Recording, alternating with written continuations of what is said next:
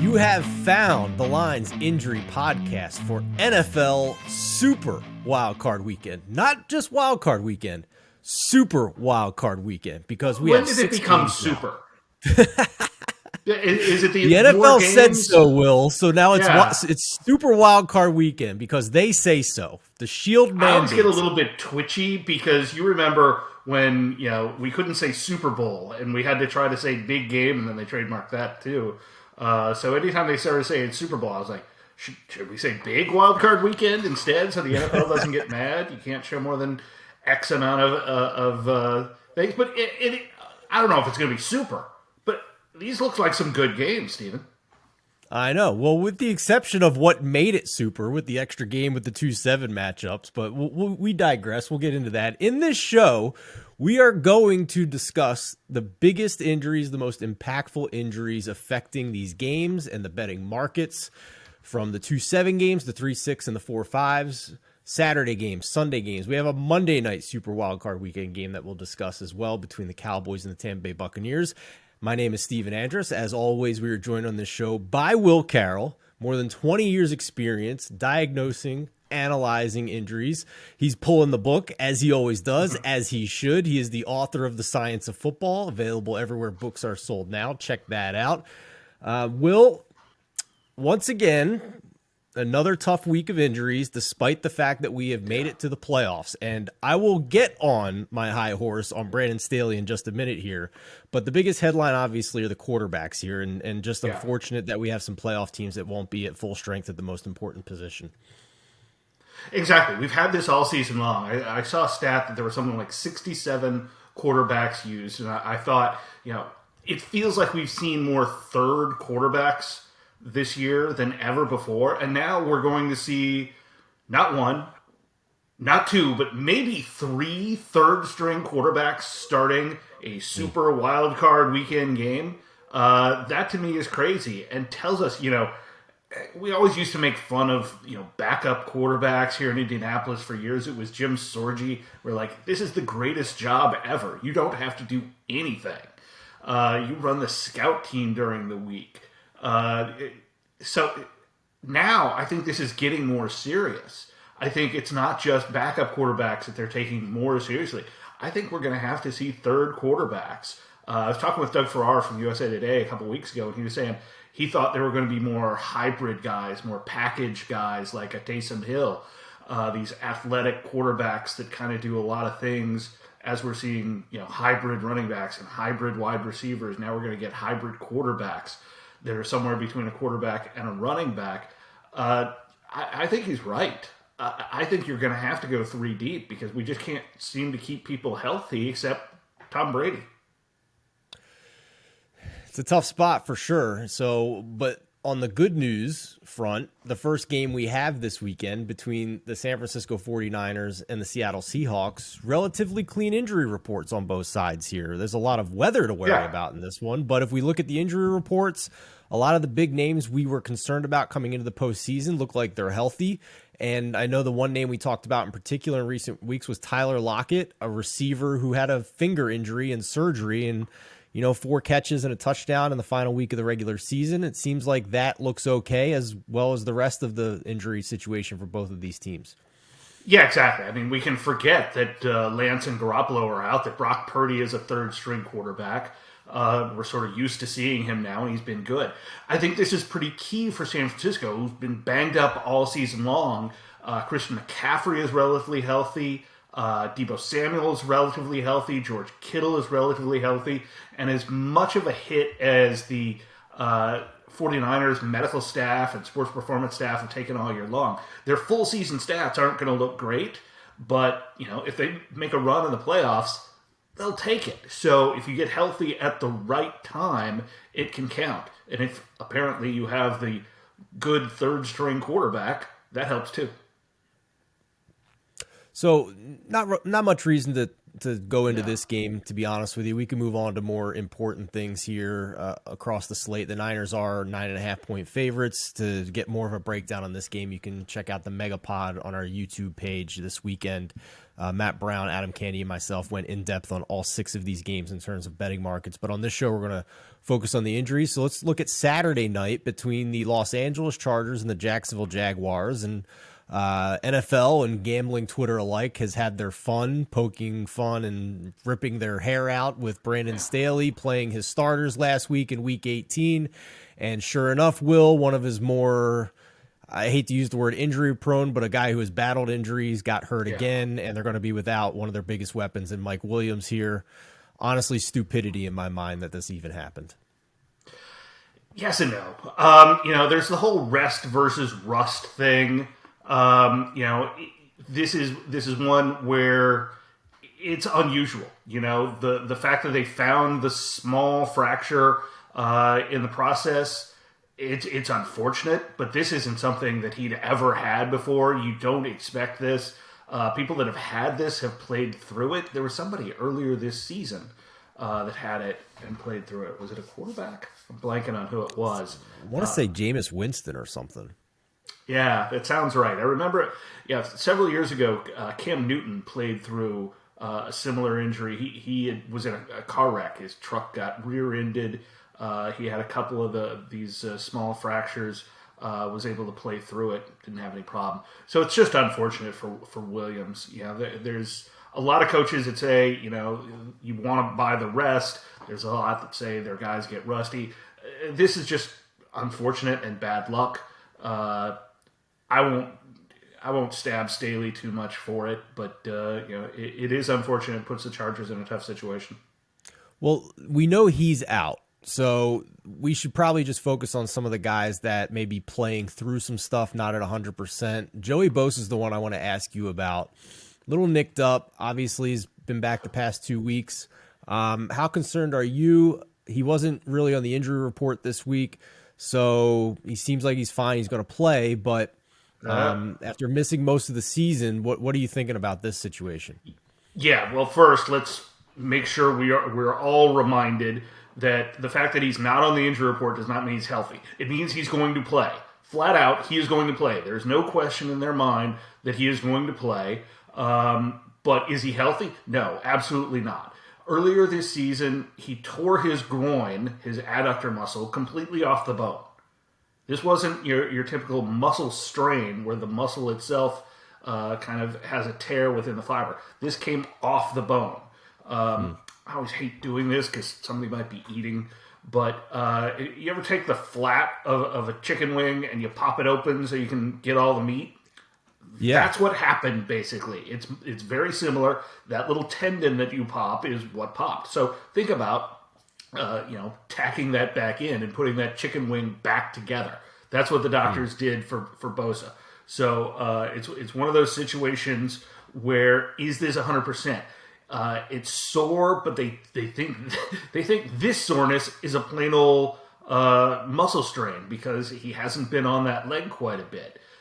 You have to take it seriously. You have to be off it during the rehab, at least at the start. He's certainly been able to come back, but the exact thing you worry about is the exact thing that makes him good, which are those quick bursts, especially around the end. So this is a tough situation for him. They're going to play him. There's no question about that. Is he 100%? No, absolutely not. Can he be effective? I hope so. But, if he goes down, this is one of those injuries. Keenan Allen's another one. He's been dealing with his hamstring off and on. He could go, 10 catches for 150 yards, a couple touchdowns, have a great day. He could go one play, grab that hamstring, and walk out. Same thing for Bosa. I worry about both of those coming into this game, even though neither is on the injury report. Will, we've worked together for multiple seasons now, but never want to waste an opportunity to get to know you a little bit better. Now that you're mentioning wings, are you a bone-in or a boneless wing guy? This is very important. Both. I think this is... I am not somebody that's against either of them, honestly. It's what's on sale usually. I tend to go bone-in. Boneless wings aren't wings; they're just big chicken tenders. But see that's important right there. Thank you for being on the boneless wings are not wings team. That's very important. They're not. That's just marketing. They're chicken it's okay. nuggets. Doesn't mean they're not good. There are times when I want, chicken nuggets from McDonald's are not good. They're terrible, in fact. But sometimes you're driving by and you want some. Safe to say anybody eating wings this weekend will not think of them ever the same way again after the Bosa comparison. But that's what you come here for. This injury analysis. It's good stuff. I've never thought of it that way, but that's awesome. I love it. Yeah, the one that always gets people is anytime there's a muscle strain, I'll say, go grab a steak, cut it in half, now stitch it back together. That's the surgery for a muscle strain. And people are like, I like steak. I'm like, yeah, it's one of those things. Well. I got to make it graphic for it to stick. Animals have muscles too, people. Yeah, exactly. They're not just tasty muscles. We should get back on track here. Those are the two big injuries for the Chargers. The Jaguars, as they've had for weeks now, pretty clean injury report as well. I've seen some people speculating about Trevor Lawrence still being on the injury report and limited with a toe injury. He's been limited. He hasn't had a full practice since week 13. So in my mind, this isn't a big deal. Do you agree? No. Yeah, I completely agree. He's got turf toe. It's managed. They actually have a carbon fiber insole in his shoe. He's been doing really well with it. Is he running as much? No. Can he run? Yes. But it really doesn't affect his game. They've actually been checking down a little bit more rather than him running. He's been throwing it away a little bit more, a matter of like 5%. But no, I don't think this affects him. And this is a good Jags team. You've seen them get better and better. I'm very curious how much this is actually taken away from Lawrence, but it's opened up for Etienne.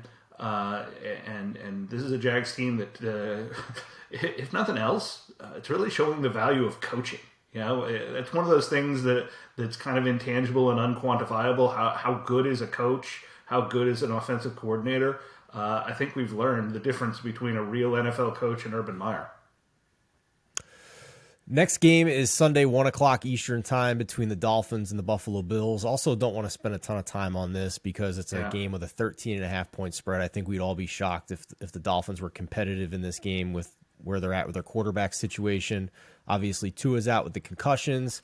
Teddy Bridgewater may or may not be able to grip a football. It looks like Skylar Thompson is going to be able to play in this one. He got banged up a little bit last week too, but Teron Armstead has an injury on the offensive line. This is a mash unit for the Dolphins, Will. It is, and this is the opposite of where the 49ers are. This team just got banged up at the wrong time. Armstead's unlikely, Eichenberg's unlikely, Shell's unlike 3 of the 5 linemen are unlikely. You're on your third quarterback. You're on your third running back, one that was traded in. Mostert's not going to play. Tyreek Hill is great, but if there's no one to throw him the ball, he's a useless weapon. He's like a gun without bullets, or bullets without a gun, whichever way the analogy should go. But you're right. The Tua situation, whole different thing. This is just a team that's too hurt to really compete this week. On the flip side, I do want to mention one guy that the Bills could get back for the postseason. Micah Hyde, their star secondary, star safety. His 21-day practice window was opened. He had neck surgery in early October. Sean McDermott, the head coach, said he will not play this week or next week should the Bills advance to the divisional round. But after that possibility here, that's important because they had Damar Hamlin filling in for Micah Hyde.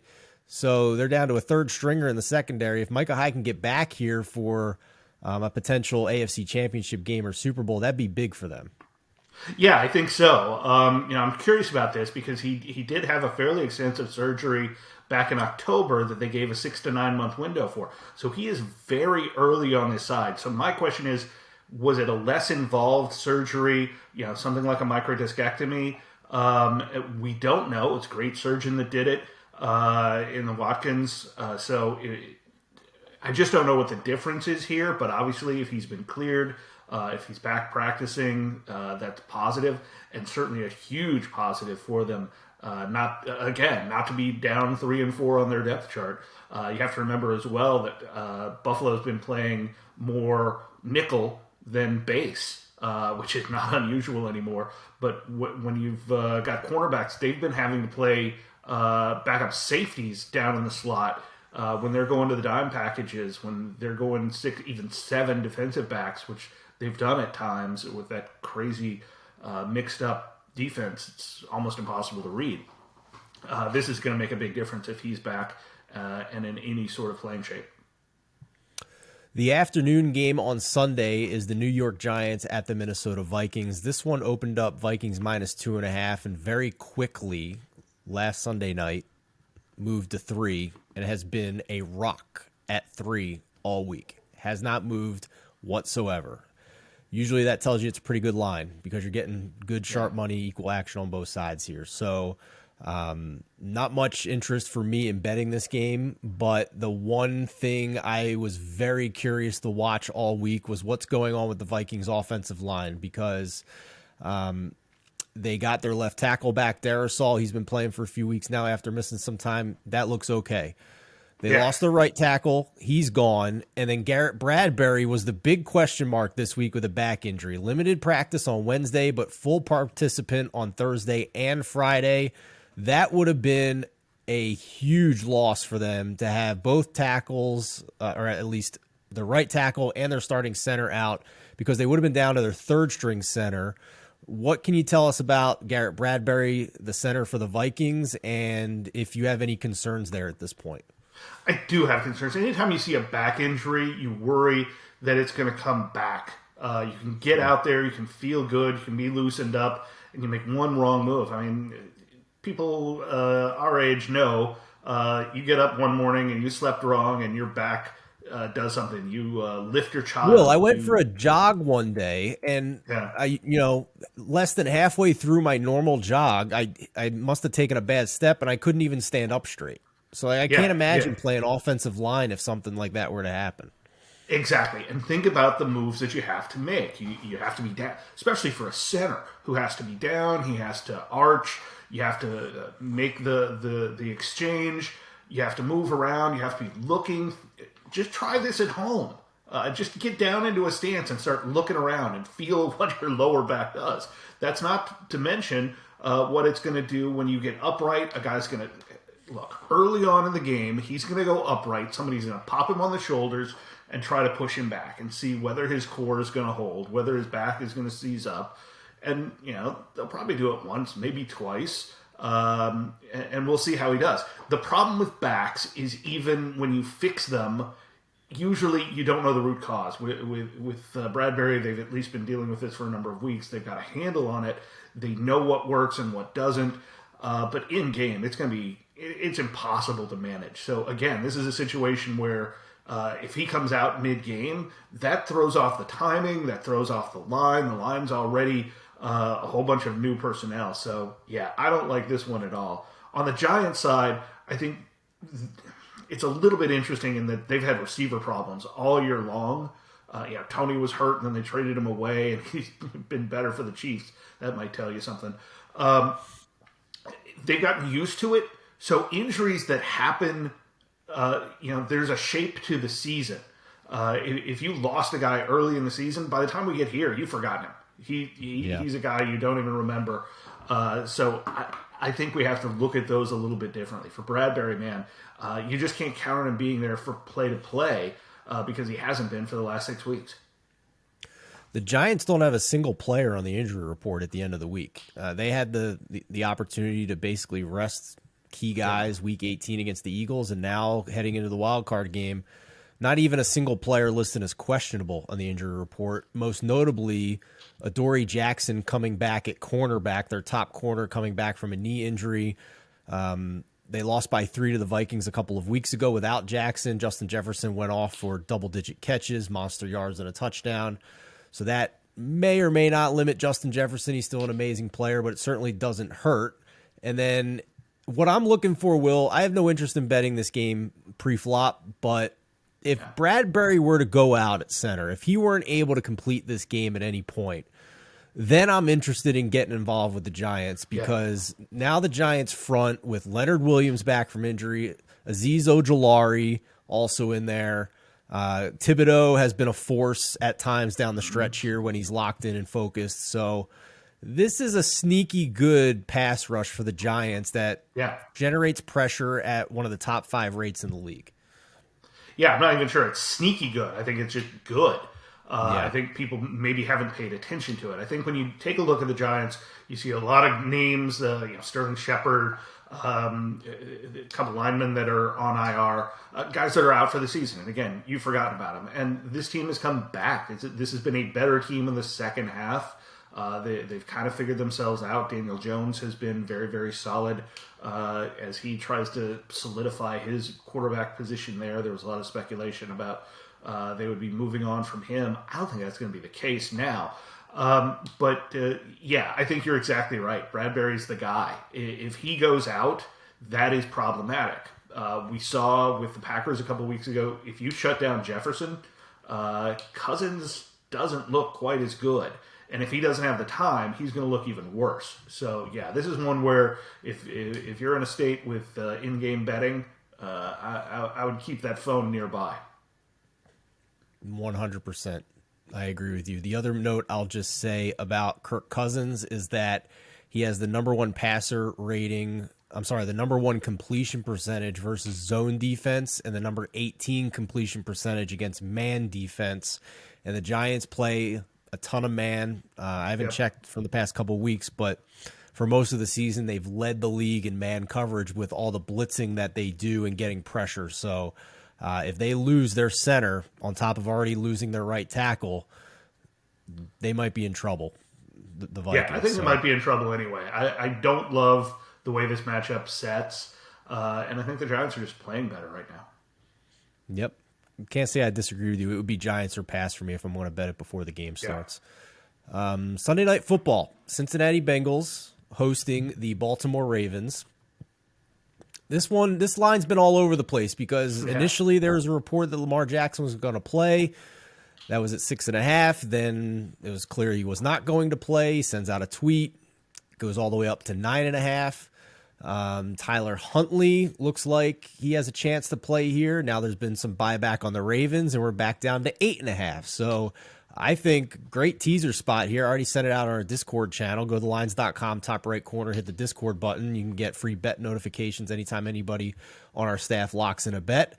My teaser this week is Jags plus 8.5 and the Bengals minus 2.5. So we're back down in teaser range here for the Bengals.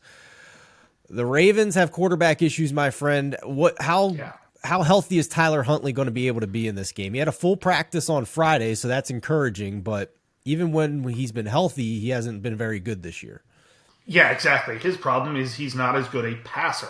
And if his shoulder's not there, the worry I have is the same that I have with Jalen Hurts, who isn't playing this week. Obviously, they get the bye. It only hurts when you get hit. Well, he's going to get hit. Quarterbacks in the modern NFL are going to get hit.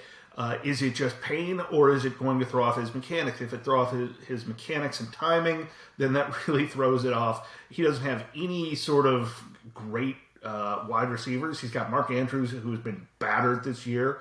The style of play lends it to that. As big-bodied as he is, as physical as he is, he's going to take hits and create hits. The more hits you take, the more wear and tear you're going to have. So I don't think Huntley's going to be able to be effective. I think they're going to crash him pretty quickly. They're going to try to make him run because when you run, you tend to get hit more. He's not a guy who runs out of bounds. He's not a guy who slides. He's an effective runner.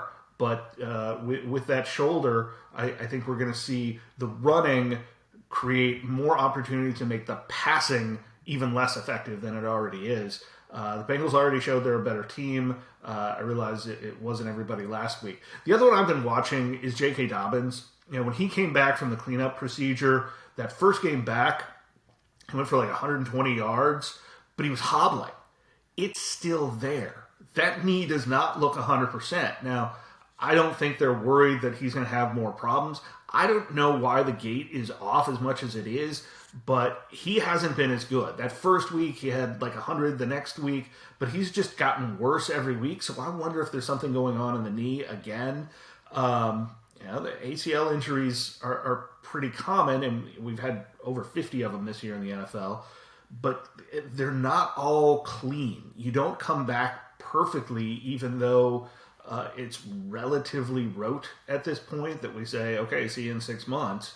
Sometimes there are complications, and Dobbins is one of those guys who, in the back of your head, when you're thinking about next year, is he going to be able to stay healthy? Is this a guy who's going to have a very short career as a lead type running back in the NFL? And without Lamar Jackson, honestly, Andrews and Dobbins might be the only guys out there. If Anthony Brown is there, they're going to have to hand it to Dobbins 20 times, and I don't think he's had more than 15. So I think he'll wear down as well. This just doesn't set up well for the Ravens at all.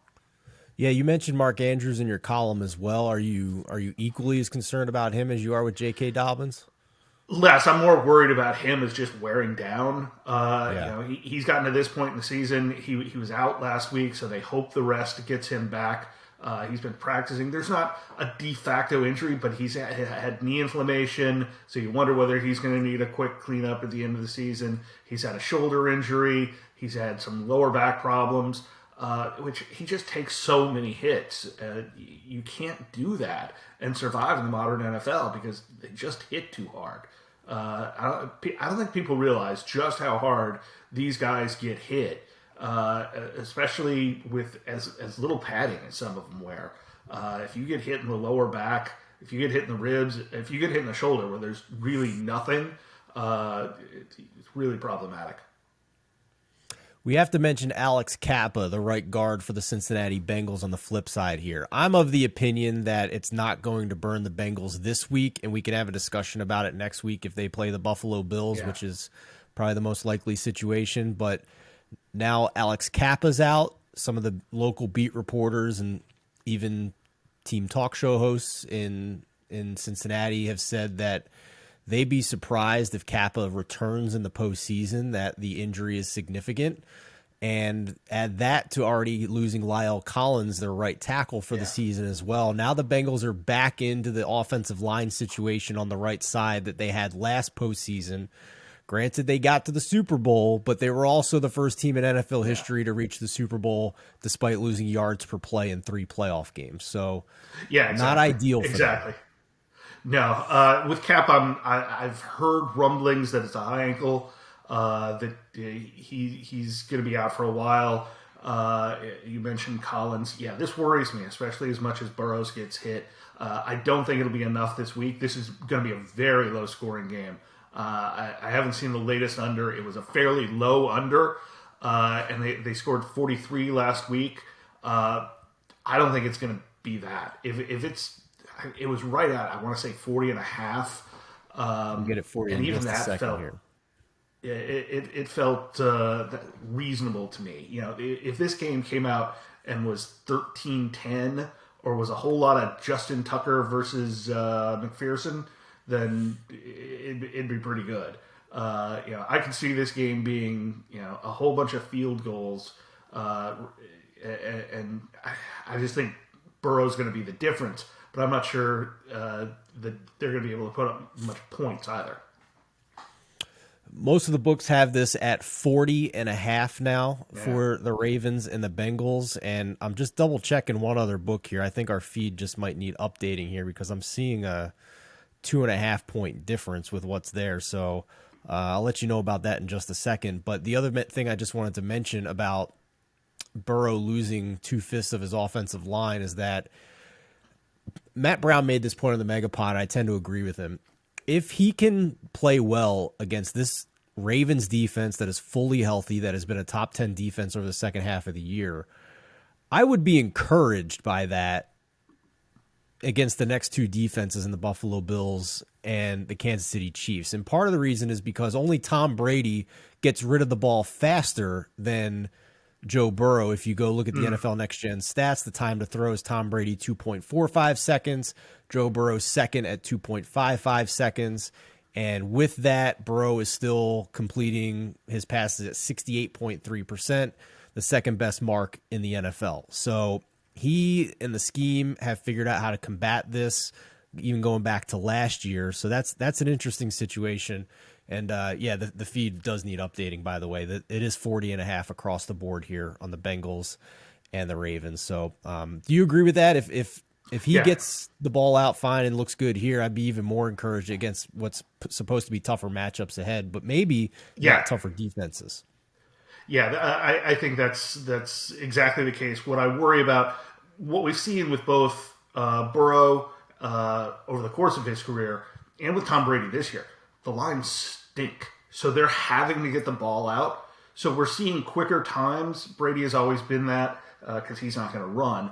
Burrow has been that because he's had to be. We're also seeing that's throwing off how far they're throwing with air yards. I think that affects Burrows more. Brady can stand back there. He's figured out how to deal with that line, and I think that line's gotten better. They've adjusted to this offense. But for Burrow, he really hasn't had a healthy group together. They are now. That should really help. But he's got to have a line to have time to let Chase get downfield, let Higgins do those double moves. So we'll see whether Burrow has to go to those first looks the way he has most of the season with Cap out. Final game of the weekend is on Monday Night Football between the Dallas Cowboys and the Tampa Bay Buccaneers. The Dallas Cowboys have nobody on the injury report, I don't believe. I'll double check that, but they only had 4 to start the week. They've had a couple of weeks to basically, in my opinion, have mostly meaningless games. Very little chance they ever had to improve from the 5 seed, and they're going to be healthy here, Will. Yeah, they are. DeMarcus Lawrence is a little bit banged up. Tyron Smith came back a couple weeks ago, and they've been pretty good. Tony Pollard has been very solid. He had kind of the quad strain, I think it was 2 weeks ago. But yeah, this is a relatively healthy team. And this has been a team over the years where we've seen them really come into the playoffs not as well. Obviously Dak Prescott was out a couple years ago. Elliott has had some injuries. They've always seemed to be down one wide receiver for a reason or another. Gallup had the ACL. Lamb, I think it was a hamstring. So they're in better shape than they have been over the last couple of years coming into the playoffs. So I think that is going to be important for them. For the Bucs, keep in mind with a Monday night game, the first day of the injury report is Thursday. The final injury reports won't come out until Saturday, and we're recording this Friday afternoon. So follow up and check on that final injury report for the Bucs. One name that's not on the injury report that you still need to search out and see what's going on is the Bucs starting center who's been out all year, Ryan Jensen. He's on IR. His practice window has been open. There's been no indication whether or not he's going to return and play and be activated for this game or not. He is practicing, but it was still their backup center, Robert Hainsey, who's been taking reps. So this is one of those deals where they're just going to probably keep it secret as long as they can, but they have to declare that he's going to be activated, I believe, at some point on Sunday. Exactly. That 21-day window was open up. So with Jensen, it's going to be an interesting situation. I don't think Hainsey's going to be able to play. With that hamstring injury, they'd have to go back. I forget who their third string center is. He played a couple weeks ago. But that obviously problematic. That line has been just awful all season long for the Bucs. Tom Brady hasn't been happy. You've seen him adjust to it, but I still don't think he's going to be getting them, that super nice Christmas gift that we see some quarterbacks doing, because he's gotten beat up even at his age. So the center is going to be the key. If Jensen comes in, that's key. I mean, he should be better, but he hasn't played. So how do you feel about that? There's a reason he's first string. If the medical staff and the coaching staff thinks he's the best option, you got to think he is. So I do think that's going to make a difference. I don't think it's going to make a huge difference in this game. I think this is going to come down to who can execute. This is the one game of all these where I think the offenses are better than the defenses, and we might see a high-scoring game. You just feel like Tom Brady's going to be able to go out there and find Mike Evans, find Chris Godwin, it is the playoffs, so maybe Fournette shows up for the first time big in the playoffs, and you always love to see the Cowboys fans cringe a little bit, have to work for it, if nothing else. I have what appears to be maybe a bit of a hot take on this game, but you're going to have to watch it on the Megapod, everybody, on the audio feed or on our YouTube channel. I think this is going to be one of those games where there's going to be people very excited that they were right on social media if they pull it off, because this one's been polarizing for a lot of people, I think. When you look at full body of work between these two teams and then what they've looked like in the past month, which one of those is going to emerge as the proper, or I guess justified take? We'll see. Will, as we wrap up here, I'm going to put you on the spot and ask you a question I haven't asked all season long now that we're in the playoffs. Which of these injuries on Wild Card Weekend do you think is going to hurt a team the most and cost them the game? And you can't say Lamar Jackson or Tua. That's cheating. Then I'll say Tyler Huntley. I think if Tyler Huntley isn't able to go, if they have to go with Anthony Brown, then that's just a big drop-off. Obviously, Teddy Bridgewater to Skylar Thompson is a big drop-off as well. Teddy Bridgewater shown he's at least a tolerable quarterback. Skylar Thompson really hasn't. It's a situation where not many third-string quarterbacks are going to do what Brock Purdy has done. Is that Purdy was completely misread, that he's the next Tom Brady. But I think for the Ravens to even have a chance to be in this game, they've got to have Tyler Huntley, and he's got to be able to do the things he at least can do rather than being out there with a bum shoulder as he's going to be. I'm going to go with, he's not injured right now technically, but I'm still skeptical about Bradbury on the Vikings offensive line. Yeah. And the fact that they also lost their right tackle. I think that's going to cost the Vikings this game, and I think the Giants pull the upset. So that's the injury that I want to go with. Those were both late injuries, so they haven't been able to adjust. They'll have to figure it out. The communication, the cohesion isn't there. Late season injuries do have a little more cost when they carry into the playoffs. I'm absolutely convinced of that, even though the stats don't back me up on that. If I'm right, that would set up Eagles-Giants and another bloodbath in the divisional, most likely. And then Bucs and 49ers, which was also a Niners blowout win just a month ago or so. So we'll see. We might be setting up for a Niners-Eagles NFC Championship game if this all plays out correctly. Will, as always, awesome analysis. Appreciate it. We'll continue it throughout the NFL postseason as the games get bigger and bigger. Again, his new book is The Science of Football, available everywhere books are sold. There it is. Go check it out. And best of luck, everybody, with your bets in NFL Wild Card Weekend. Just remember, the bigger the game does not always mean the bigger the bet. The lines are tight right now as we get into the weekend. Bet responsibly. Don't bet more than you can lose. Don't think just because it's the playoffs you throw 5 units on a game, 1 to 2 units at the most. Enjoy the football, regardless of whether your bets win or lose, and bet responsibly. Thanks, everybody. Enjoy.